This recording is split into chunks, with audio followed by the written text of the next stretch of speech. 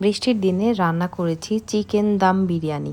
তো কিভাবে রান্নাটা শুরু করলাম আজকের ভিডিও সেটা নিয়ে। প্রথমেই গরম পানিতে এই মশলাগুলো দিয়ে ঢেলে দিলাম বাসমতি রাইস। বাসমতি রাইসটা একটু সিদ্ধ করার পর আমি পেঁয়াজ বেরেস্তা করে এভাবে চিকেনগুলোকে ভেজে নিয়েছি। তারপর আদা রসুন বাটা দিয়ে সেটাকে একটু ভালোভাবে ভেজে নিয়েছি যাতে করে আদা রসুনের কোনো স্মেল না থাকে। ভাজা শেষে দিয়ে দিয়েছিলাম টমেটো। এরপর একটা বাটিতে টক দইয়ের সাথে শানের যে চিকেন বিরিয়ানি মশলাটা থাকে সেটা আমি দিয়ে দিয়েছি। আমার গাছ থেকে ছিঁড়ে আনা পুদিনা পাতা দিয়েছিলাম অ্যান্ড দিয়েছি এই দেখতে পাচ্ছেন ধনিয়া পাতা। এটা দিলে দেখা যায় খুব সুন্দর একটা স্বাদ আসে, ফ্লেভার আসে। অ্যান্ড এরপর সিদ্ধ করা রাইসটা দিয়ে দিয়েছিলাম চিকেনের ওপর। যেহেতু ঝরঝরা হয়েছিল রাইসটা একটুখানি মিশিয়ে নিয়েছিলাম, পুরোপুরি মিশাইনি।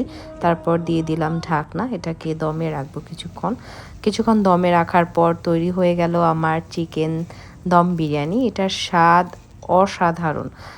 এখন আমার রান্না করা বিরিয়ানিটা আমি খেয়ে দেখবো কেমন হয়েছে।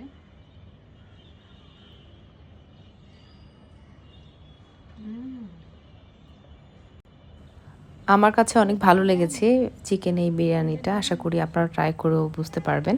অ্যান্ড এই যে আমার রান্না করা খাবার কাকরাও খাচ্ছিল, তাদের হচ্ছে বৃষ্টির মধ্যে খাবার জিনিস নেই তাই আমি দিয়ে দিলাম।